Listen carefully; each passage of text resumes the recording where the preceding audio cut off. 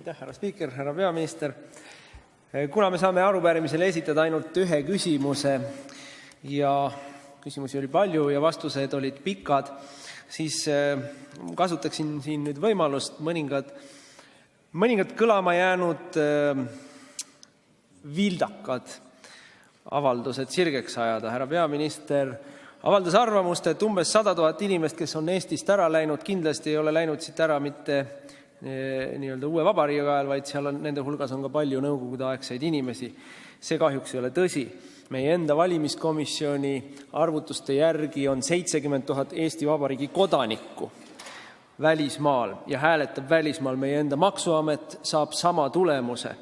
Aga need on täisealised kodanikud, kes on kaasa võtnud ka lapsed, nii et kas see suurusjärk on 90 000 või 100 000, aga sealkandis ta on ja need ei ole Nõukogude sõjaväe pensionärid. On ju korduvalt juhiti tähelepanu sellele, et mis see mõnisada inimest ära ei ole, meile tuleb igal aastal sisse tuhandeid inimesi nii SRÜ-st kui mujalt Euroopa Liidust. See ei ole lohutus, see on osa probleemist. Kui me muretseme selle pärast, et Eesti rahvas jääb oma kodumaal vähemusse ja pikas perspektiivis üldse välja sureb, siis see mõni tuhat ju on osa probleemist. Ja see mõni tuhat ei kao ära ju.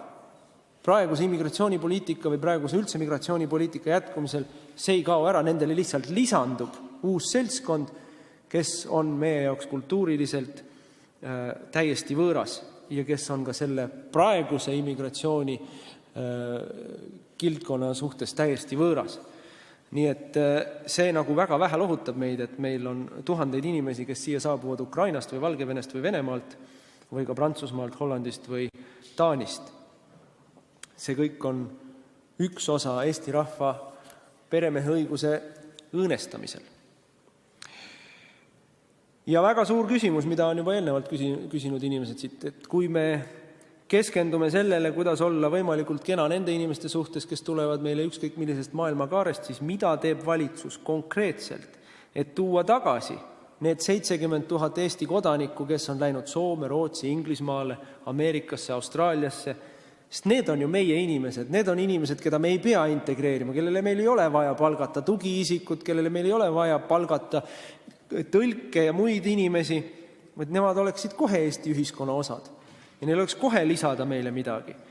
Iga Eestis koolitatud inimene, olgu ta lihtsalt tavalise haridusega või kõrgharidusega, on Eesti ühiskonna suur ressurss, ka majanduslik, rahanduslik ressurss. Me oleme tohutult tõstnud teiste riikide majandust oma inimeste näol, kes sinna on läinud ja selle võrra kaotanud Eesti majandust. Mida tehakse, et neid inimesi Eestisse tagasi tuua?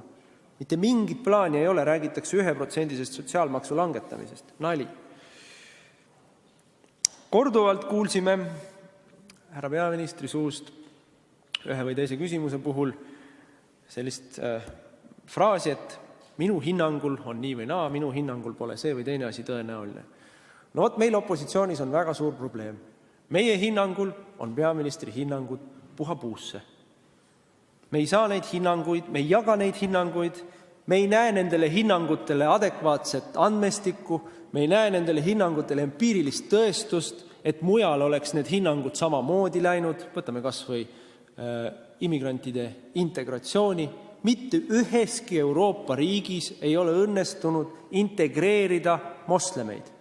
Mitte üheski Euroopa riigis ei ole see õnnestunud. Aga meil Eestis arvatakse, et õnnestub. Ja palun lisaaega. Palun 3 minutit lisaaega. Väike vahemärkus. Euroopalikud väärtused on malakas, millega meile tihtilugu vastu turja virutatakse. Euroopalikud väärtused on niisugused, naasugused. No selge see, et see on üks osa poliitilisest väitlusest, mis on või ei ole euroopalik väärtus. Aga mõttekohaks. Iga nädal süüdatakse Saksamaal mõni immigrantide või pagulaste keskus. Iga kuu süüdatakse Rootsis mõni pagulaste või immigrantide keskus. Meil Eestis ka süüdati üks keskus. Kas see teeb meid rohkem või vähem eurooplasteks? Kas see on ka euroopalik väärtus? Ma arvan, et mitte kõik asjad, mis Euroopas on, ei peaks meil olema kopeeritud, kaasa arvatud süütamised. Aga see kehtib ka muude asjade kohta. Ja lõpus oli hea küsimus, kes on süüdi? Süüdlasi on loomulikult palju, aga ma loetlen üles 3. Esiteks on süüdi Saksamaa ja Angela Merkel, kes on tagant õhutanud inimesi saabuma Euroopasse, sest ülempiiri ei ole, kõik on teretulnud, meil on uksed avatud. Ja siis, kui Saksamaale enam tõepoolest inimesi ei mahu, kui valitsus hakkab juba rekvireerima eraisikute kortereid ja välja tõstma sakslasi sotsiaalpindadelt, siis tekib sakslastel geniaalne idee lükata probleem teiste Euroopa riikide ja rahvaste õlule ja nimetada seda solidaarsuseks. See ei ole solidaarsus. See on isekus, mis on sakslastele nii iseloomulik. Süüdi on Euroopa Komisjon, kes kasutab iga kriisi Euroopas oma võimu suurendamiseks. Immigratsiooniteema kaaperdamisel komisjoni pädevusse liikmesriikide käest on tegemist totaalse võimu haaramisega. Selleks ei ole aluslepingutes mingit alust. See on võimu haaramine.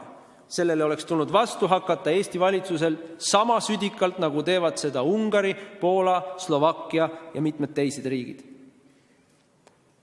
Ja muidugi on süüdi ka Eesti valitsus, kellel ei ole selgroogu ega ka väärikust Eesti riigi ja rahva huvide ja rahvuslike huvide eest seismisel. Aitäh!